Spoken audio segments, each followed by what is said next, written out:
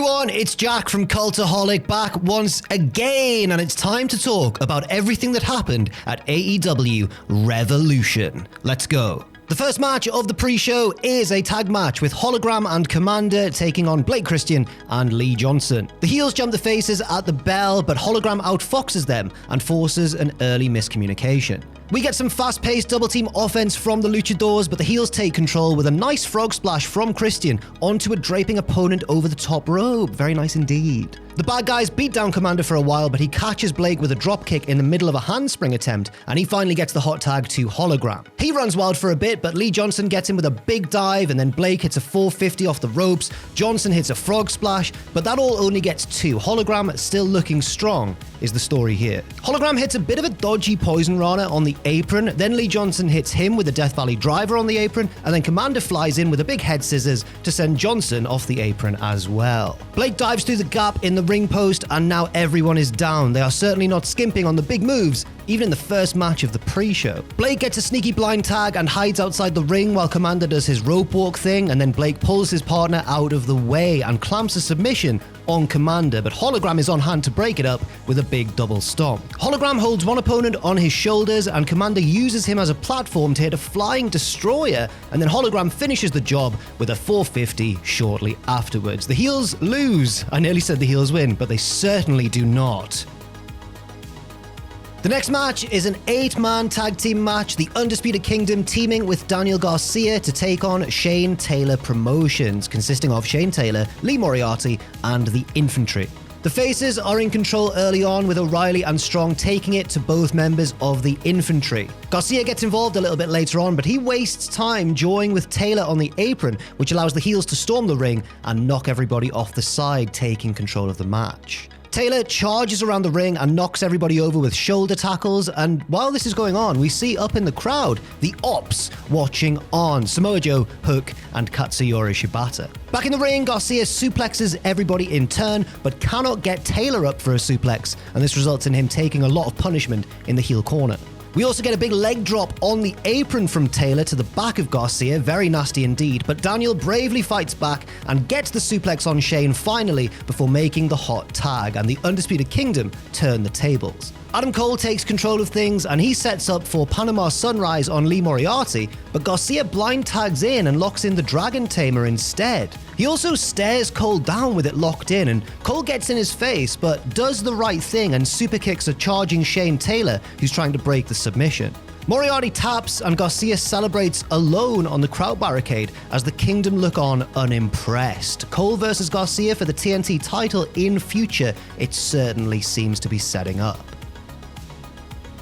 The next match is Gravity challenging for the Ring of Honor World title. He's excited, he's hugging his family at ringside, and he's taking on the champion, a wrestler you might have heard of by the name of Chris Jericho. Jericho comes out with his stablemates, loads of pyro for the heels, so much Jericho pyro, far too much for the pre-show. Jericho attacks Gravity with his bat before the bell, and all three beat down Gravity, and the match is waved off, and it's terrible. And his brother Bandido runs out to try and make the save, but it doesn't work, and Bandido gets beaten up as well. Jericho does the worst thing you can do to a luchador and unmasks Gravity. Oh no, Gravity tries to hide his face, and he is beaten down yet some more. Bandido is forced to watch all of this happen, by the way, and the point is that Jericho is sending a message to Bandido. Then Bandido and Gravity's family run into the ring and check on the brothers, and for a second it seems like Jericho is thinking about attacking the mother and the sister,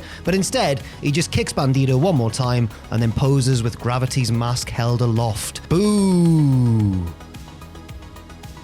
And finally, it's time for the main event of the pre-show. A 6-man tag, Johnny TV teaming with Mansoor and Mason Madden against Big Boom AJ, accompanied by Big Justice, his son of course, teaming with Mark Briscoe and Orange Cassidy. But wait, the big news is that the Rizzler is here, dressed as Orange Cassidy. Pro wrestling is alive and well in 2025. Johnny TV and Orange Cassidy do some grandstanding to start, and OC does some of his hands in pockets offense. Cassidy then teams up for a double shoulder block with Mark Briscoe, but OC actually doesn't do the shoulder block himself because he's Orange Cassidy. Mark does 10 punches in the corner, AJ does 10 punches in the corner, Cassidy hypes himself up and does 1 punch in the corner. Mason and Mansoor take control and hit their pose, but then Cassidy joins in before posing with the Rizzler and Big Justice on the outside, and they have some cookies, but then Mansoor throws one of the cookies on the floor, so OC hits him with a dive and forces the floor cookie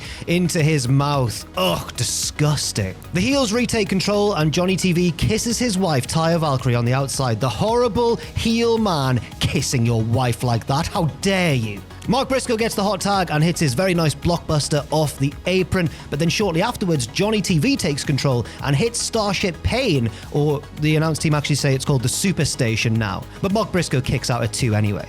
AJ gets the hot tag and brings the boom with some right hands. He then stacks all the heels in a corner and hits a big clothesline. He backdrops Johnny and hits a side belly-to-belly suplex on Mansoor, but then Mason just chokes him for a bit. AJ's weakened, but then he fires up like any good babyface and hits a big power slam for 2.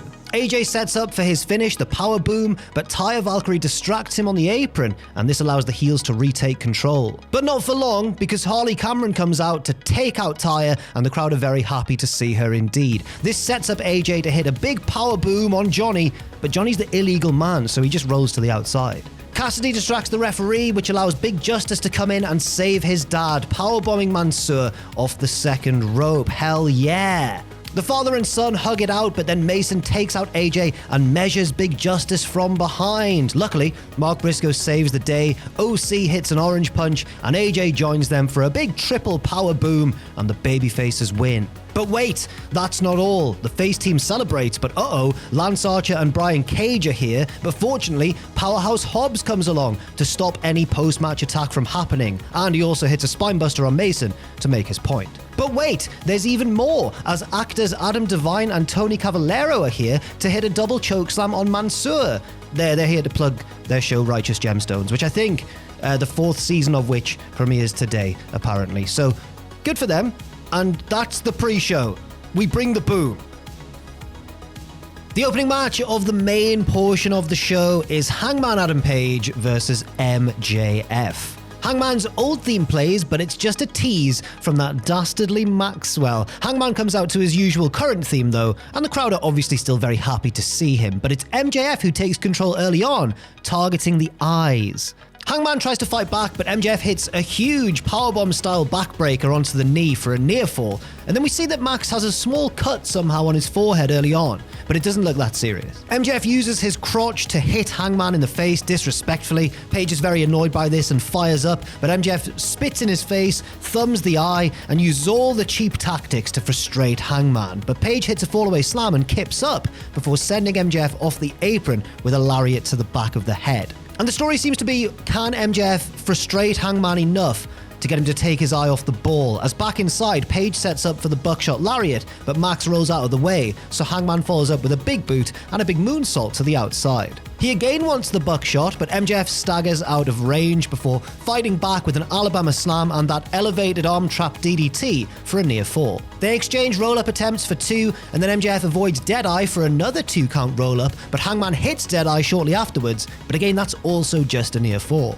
MJF catches Hangman on the apron, but Hangman avoids the heat seeker and finally does hit the buckshot lariat. Big bump from MJF, but he rolls towards the side of the ring and gets a leg on the bottom rope just before the count of 3. Hangman picks up a weakened Max who tries in vain to put on the Fujiwara or the Salt of the Earth armbar, but he's far too weak to do so, and Hangman just stares at him disdainfully before spitting in his face and then clocking him with a lariat, going for another buckshot, but this time MJF tumbles through the ropes to the outside, and once again Hangman is left very frustrated. Page charges around the ring, but Max moves and Page hits the ring steps hard, hurting his shoulder. He does maintain control of the match though, sets up for another buckshot attempt, but MJF counters and now gets the Salt of the Earth locked in. Page refuses to tap, almost makes the ropes, but MJF rolls back into a crossface. Hangman again almost makes the ropes, but MJF rolls back and locks in like a modified Juji Katame with both legs scissored around the arm of Hangman. Page again almost makes the ropes, so MJF grabs his other free hand, just like kind of Zack Sabre Jr. does really. So Page reaches out his boot and finally is able to get the rope break. They head to the outside where MJF steals Schiavone's headset and does a bit of a foul-mouthed rant about how he's the best. Page scoops him up for a tombstone, but his arm is too weak, so instead he heads up onto the crowd barricade for another moonsault. MJF catches him off that. They reverse positions a couple of times into like tombstone attempts, and it ends with MJF hitting a running, jumping tombstone on Hangman onto a nearby chair. It's a brutal moment. MJF heads back inside to take the count-out victory, and Hangman is motionless as the doctor checks on him on the outside. The count reaches 8 just as Hangman starts to stir, and he's only just able to make it back inside the ring before 10. Max can't believe this, almost cries, and gets so frustrated and starts yelling, "What's so special about you? Why not me?" It's the theme of their feud, basically. Max looks for the Heat Seeker to finish Page off, but Hangman holds him in the air and steps into the ring with MJF still on his back for a big deadeye. He follows up with Christopher Daniels' finisher, the Angel's Wings, and it looks brutal with MJF landing hard, face first on the canvas. Page takes his time, heads to the apron, and finishes things off once and for all with a final buckshot lariat. Next up is the TBS title match between Mercedes Moné and Momo Watanabe. We get a very technical start and they go back and forth, and then Moné dances, which annoys Momo, who fakes a kick to the back before patting Moné patronizingly on the top of her little head. More counters now and kicks are avoided, and then Mercedes rolls a tombstone attempt into a near fall, the first of a lot of near falls in this match. Momo then lands a big head kick for 2, but Moné counters a running knee into the statement maker, but Momo makes the ropes before getting hit with a Meteora. They battle for position on the apron. Moné slips down to the outside and powerbombs her challenger down to the floor. Back in the ring, another Meteora gets 2, as in the crowd we see Billy Starks watching on from high above. Momo avoids the champ's finisher and hits almost like a deadeye, but straight into a pinfall attempt, but it only gets 2. Moné regains control and hits 2 of the 3 amigos, but then Momo counters the third into 2 of her own. The third one then hangs Moné in the Tree of Woe position, where she takes some brutal kicks, seemingly some of them to the throat. Jeez. A pair of big running drop kicks follow, but Moné kicks out again. Then Momo mocks the CEO dance before countering a roll-up into the crossface chicken wing, but Mercedes rolls back and gets a very near fall before hitting the backstabber and a middle rope Meteora, but all of that only gets 2 as well. Momo avoids running knees and lays in more heavy kicks before going up to the second rope and landing a Meteora of her own on the apron. The champ kicks out at 2 and goes for the Money Maker a little bit later on, but Momo avoids it again, so Mercedes rolls her very nimbly into the statement maker. Momo gets out and avoids multiple more Money Maker attempts, so Mercedes just drops her with a big powerbomb and cannot believe it when her challenger kicks out. Mercedes wants the frog splash, but Momo cuts her off and hits like an avalanche Uranagi for a big false finish, followed by a release dragon suplex for another 2 count, and then she lays in even more stiff kicks to the head, but it's only 2 again. Mercedes avoids a double stomp and gets a near fall off a diving crossbody, followed by the Money Maker into the statement maker for the submission victory. Mercedes Moné is still TBS champion, as we again see Billy Starks watching on. Next up is the number 1 contenders match between Ricochet and Swerve Strickland. Ricochet, of course, has stolen Prince Nana's robe and shows off its new modifications during his entrance. Lovely. Swerve has a live drummer, unfortunately, and I'm not sure he's out of time due to any sort of skill issue. He seems like a very good drummer, obviously, but the audio does make it sound a bit like it's a little bit out of time. It's a little bit messy, at least, over the broadcast. Anyway, the match begins. Excalibur thinks the crowd are chanting "You effed up" at Ricochet, but I'm pretty sure they're just chanting "You are bold." Both men avoid big moves from the other early on, and Ricochet stalls on the outside. Swerve goes out to get him, so he rolls back in, and then they cartwheel out of each other's way before Strickland hits like a rib breaker in the torture rack position. Ricochet fights back and shoos Nana away from retrieving his robe on the outside. He then talks trash to Swerve, who isn't happy, clotheslining Ricochet to the outside and beating him down against the crowd barricade. Nana tries to warn Swerve about avoiding a countout, but Swerve is so wrapped up in attacking Ricochet that he turns and shoves Nana to the floor. He tries to apologize, but this gives Ricochet enough time to run across the crowd barricade and steal the house call kick from Swerve. He presses the advantage back inside, and Nana walks out of the match to boos from the crowd. Ricochet hits a cutter and taunts a woman in the front row. On commentary, Nigel McGuinness thinks that it's Prince Nana's mother, but Excalibur points out that it's actually famous actress, comedian, and former SNL cast member Leslie Jones. Well done, Nigel. By the time I've recovered from this wonderful piece of commentary, Swerve is making his comeback, but Ricochet gets 2 off a springboard Hurricane Rana, but then Swerve answers with a powerbomb, holds onto it, and scoops Ricochet back up into like a twisting World's Strongest Slam kind of thing. Really nice maneuver, but it only gets 2. They head to the apron where Ricochet leaps up onto the shoulders for a big poison Rana. He then sets Swerve up on the Spanish announce table, but Strickland takes control and hits a lovely vertebreaker.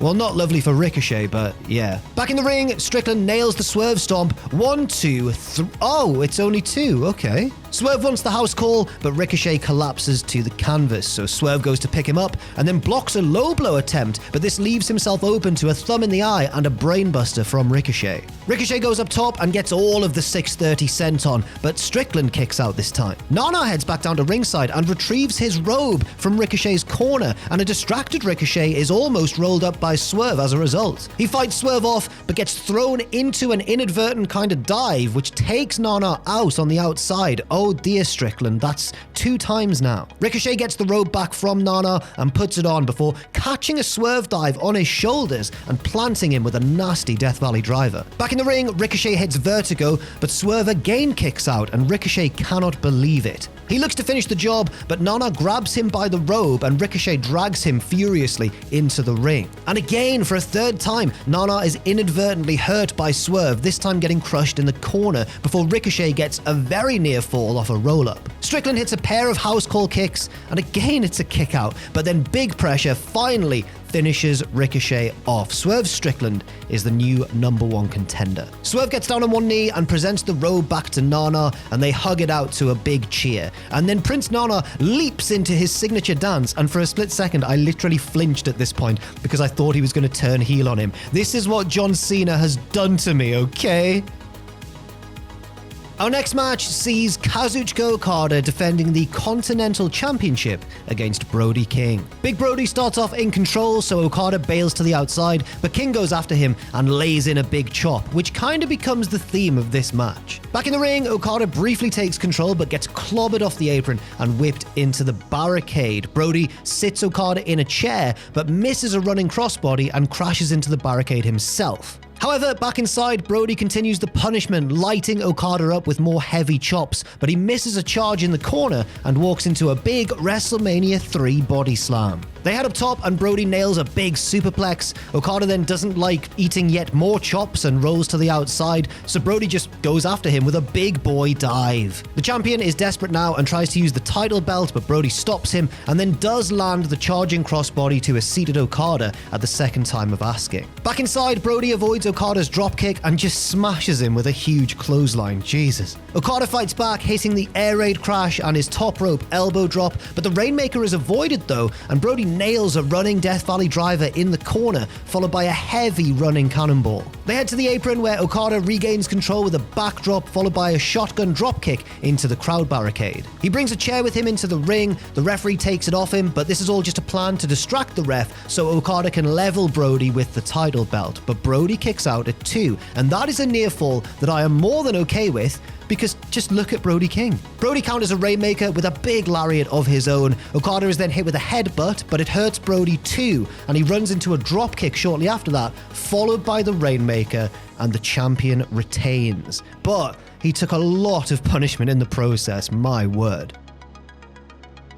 It's time for the tag title match now, as Bobby Lashley and Shelton Benjamin of the Hurt Syndicate defend against the Outrunners. We see Lio Rush and Action Andretti watching on with interest from the crowd. Truth Magnum begins the match against Shelton, who instantly no-sells a vertical suplex, and then Truth gets dropped with a slam so hard that he tags out instantly. Turbo Floyd does a little bit better, and the Outrunners run through some nice double-team offense before Lashley attacks from the apron, but he gets knocked down, and the challengers grandstand in the middle of the ring. MVP rallies the troops on the outside and they shortly take control of the match. Magnum gets picked apart by Shelton with multiple release German suplexes, and then Lashley comes in and gets a near fall off a big running power slam. Turbo fires up the crowd to will Magnum into making it across the ring for a hot tag. Turbo gets in there, avoids a running knee from Shelton and hits a big body slam before Magnum comes back in and they do their high five elbow drop. However, the party doesn't last long as Bobby comes in and wipes both men out with a double clothesline, but on the outside,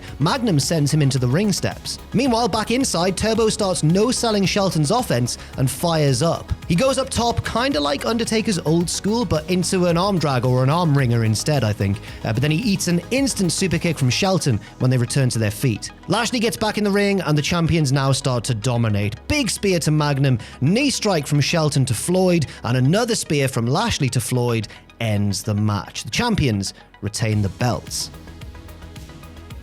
Next up is the AEW Women's World Title bout. This one is a lot. It's Toni Storm defending against her nemesis, Mariah May, in a Hollywood-ending match, which means no disqualifications and falls count anywhere. Mariah arrives with flowers and wearing a bridal veil. She also has a portrait photograph of her original betrayal of Toni on the stage, and she's just very evil. Toni's here in theatrical makeup with Luther in tow, but Mariah charges her during her entrance, and the match is underway instantly. Mariah spits at Luther before hitting a big DDT on the stage on Toni for the first 2 count of the match. Mariah reveals a taser hidden in her bouquet of flowers. Luther grabs it from her, but Mariah sends him tumbling over a nearby table with a big shotgun dropkick. Bye, Luther. Toni grabs Mariah and just runs off the edge of the stage with her in kind of like a powerbomb, but like a D'Lo Brown style sky-high powerbomb, sending both through, I believe, just a single table below.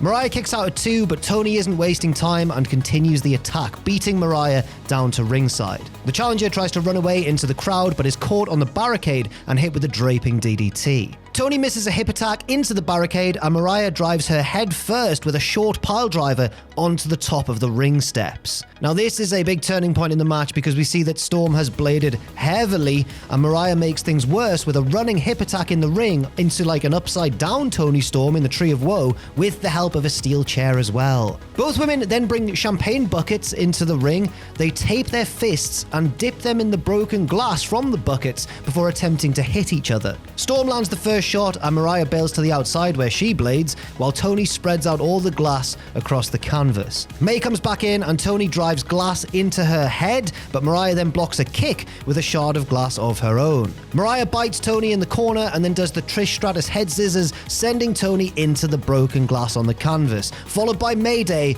but it only gets 2. Mariah tries to finish her off, but Toni counters with Storm Zero on a chair for a near fall before heading outside. She finds the bloodied shoe that Mariah used in their initial betrayal angle, and Mariah doesn't like this. She runs up the ramp where Toni catches her and whips her with the title belt. Storm prepares to hit Mariah with the shoe, but she hesitates, and Mariah is able to take advantage with Mayday on the stage, but it's only a false finish. They head up onto a little bit of a platform area on the stage where Toni mirrors Mariah's original shoe attack on her before hitting Storm Zero through a decorated table, part of the set design for this match, and that finally is enough to retain the belt. My word. Toni and Mariah lay in a heap as the Tron reads "The End," and it's just so grim. What a terrifying rivalry they have had.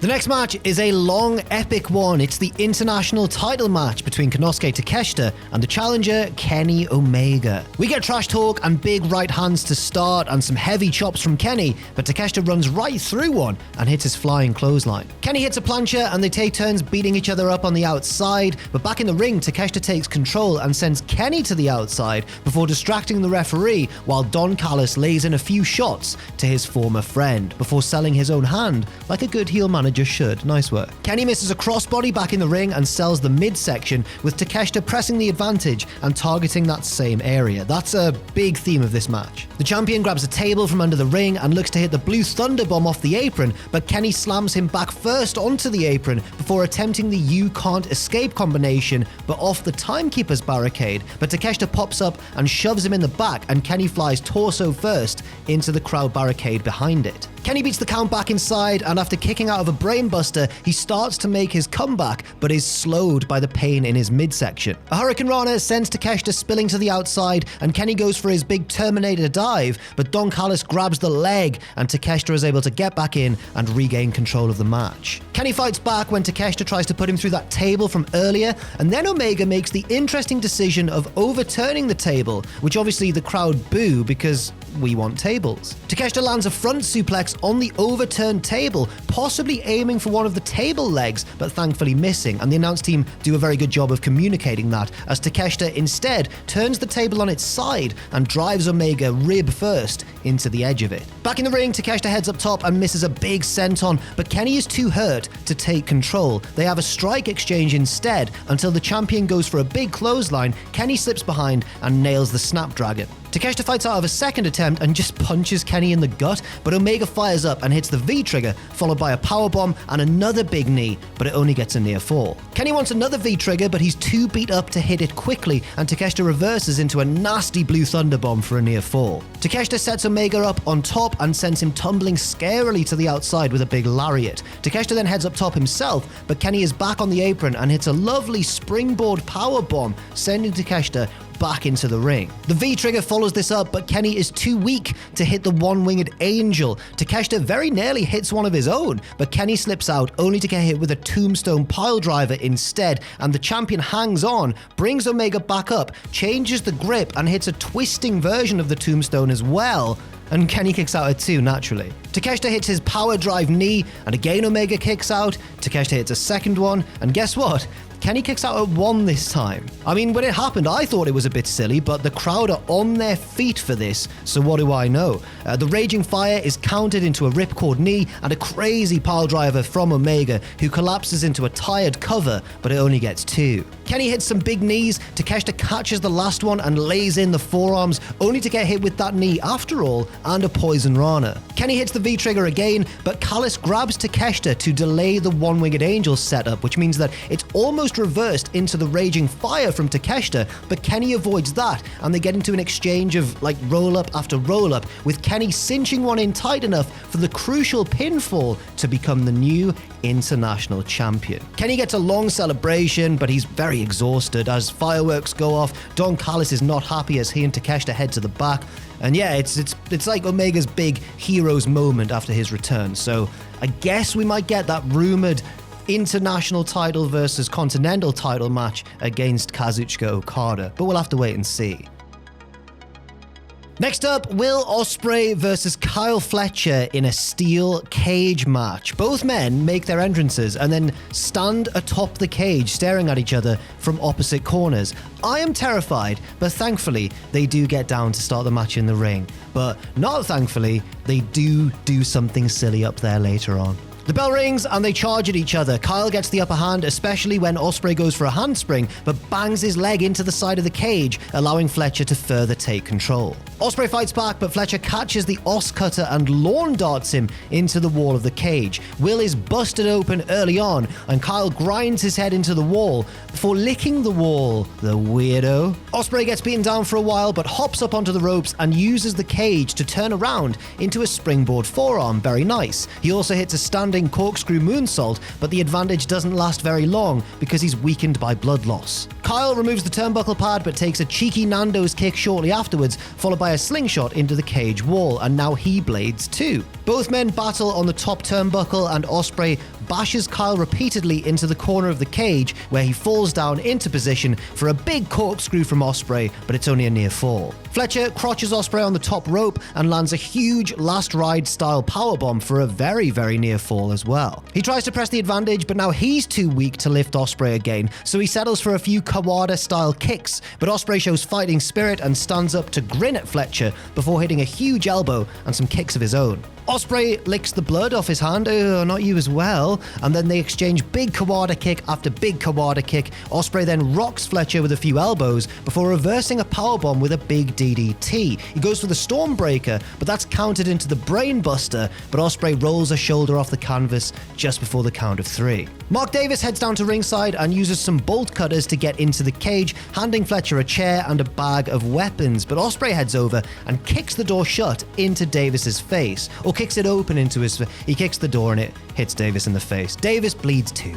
Will takes control of the bag and pulls out a barbed wire baseball bat. He lands a few shots with it and then drags it across Kyle's forehead before posing like Cactus Jack. Fletcher begs off and pulls out a United Empire armband and puts it on and throws up the hand signal to try and appeal to Will's better senses. Ospreay flips him off instead, but gets hit with a sneaky low blow. Fletcher stuffs the armband into Ospreay's mouth and grabs the bat himself, but Ospreay ducks the shot and hits the hidden blade, followed by the Stormbreaker, 1-2, but Mark Davis is back in the cage to break up the pinfall. Davis helps up Fletcher and they set Ospreay up for their double team finish, but Ospreay counters into a poison rana on Kyle, followed by a chair-assisted hidden blade on Davis. He kicks Davis out of the cage before scaling the wall for a huge Os cutter, but Fletcher kicks out at 2. Ospreay wraps barbed wire around his elbow pad and Fletcher tries to get away over the top of the cage, but Will catches him. But hang on, Kyle wasn't trying to escape. He's retrieving a screwdriver hidden at the top of the cage and hits Ospreay with it before, licking the screwdriver as well. Nice one, mate. We get a couple of screwdriver shots to the body of Ospreay, but he ducks a big one to the head, only to fall victim to a brainbuster, but Fletcher isn't done. He hits a second brainbuster on an open chair, but Ospreay kicks out of that as well, actually. Kyle goes back into the bag and retrieves some thumbtacks to empty out onto the canvas. Ospreay avoids a brainbuster though and sets up to hit Fletcher with a horrible Styles Clash into the tacks. At least his face doesn't go near it, but yeah. Fletcher kicks out. The match continues. Kyle avoids the Stormbreaker by climbing the cage wall, but Ospreay follows him with the screwdriver and they battle over the screwdriver up top. Headbutts are exchanged, Ospreay wins the battle and lands a screwdriver shot to the head before throwing the screwdriver down to the outside where it bounces. Careful, there's fans down there. Both men stand up on top and Ospreay hits a crazy Spanish fly down into the ring below. I hope both men are okay. Fletcher screams that he hates Ospreay as he sets him up for a big hidden blade and finally crushes him with the Tiger Driver, and that is enough to keep Kyle Fletcher down. Will Ospreay wins the match. And finally, it's time for the main event for the AEW World Championship, with Jon Moxley defending against Cope. I'm not sure if that matters though, because in between matches, Tony Schiavone interviewed 2 of the actors from Queen of the Ring in the front row, and one of them revealed that she learned making the movie that wrestlers know they're going to win before anyone else does. So there we go. Anyway, Cope comes out, the crowd sing his theme tune, and Moxley of course makes his entrance alone, with all of his Death Riders having been removed from the equation one way or another. They talk trash at the bell and Moxley flips Cope off. They exchange lots of forearms for a while before Cope sends the champ to the outside and leaps down onto him from the top turnbuckle. Back inside, Moxley wants a pile driver but gets sent back to the outside where Cope runs along the apron off into Moxley. But then Cope gets shoved into the ring post and Moxley yanks him shoulder first into it. Moxley grinds Cope down for a while but eventually gets caught with a schoolboy for 2, only to regain the advantage with a cutter. Meanwhile, we see that the Ops are still watching with interest from their box high in the arena. Cope hits the Impaler DDT out of nowhere, but is unable to capitalize, and both men are down. Finally, he does string a few moves together, including a big superplex for 2. He then locks in a crossface, but Moxley makes the ropes. The champion ends up on the apron, so Cope spears him through the ropes, and both men fall to the outside.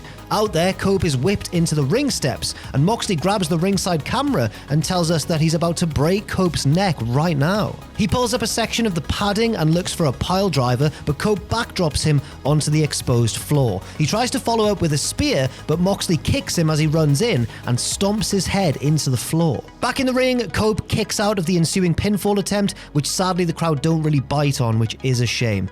He then fights out of a bulldog choke, but gets hit with a pile driver for another 2 count. Moxley now does get the bulldog choke locked in and Cope almost passes out, but he powers to his knees and heads for the ropes. He almost fades, but reaches up just in time and breaks the hold. Moxley keeps it locked in for a few extra seconds and then argues with the referee before getting a chair, but the ref takes it away, missing a roll-up from Cope. Moxley kicks him away and he inadvertently collides with the ref before falling victim to a paradigm shift. Sort of. I think it's fair to say that he didn't get all of it. There's no ref for the time being as Moxley grabs 2 chairs and sets up for a concerto, but Cope kicks one of the chairs into his face. He goes for the Impaler DDT, which is countered, as is another paradigm shift attempt, and a double clothesline leaves both men down. You know what that means? Interference time. Here comes Wheeler Yuta, who seemed to leave Moxley this week on Dynamite when Cope showed him respect after their match. Wheeler measures both men before nailing Cope with the running knee. Oh, you nasty man. Wheeler grabs Moxley's briefcase for him, but Jay White runs in and beats Wheeler down before trying to hit Moxley with the briefcase, but the champion ducks and White inadvertently smashes Cope in the head with it. Wheeler and Jay brawl to the back as Moxley makes the cover. The referee is back in and makes a slow, pained count, but Cope kicks out just in time. Moxley again argues with the ref, which leaves him wide open for a spear, but this is also a very close near fall. Cope hits a second spear on Moxley and a third one. 1, 2, and a mysterious hooded man pulls the referee out of the ring. Who could it be? It's Christian Cage. Christian hits his old tag partner with the clipboard with his contract on it, then signs the contract, turning this match into a triple threat. Remember,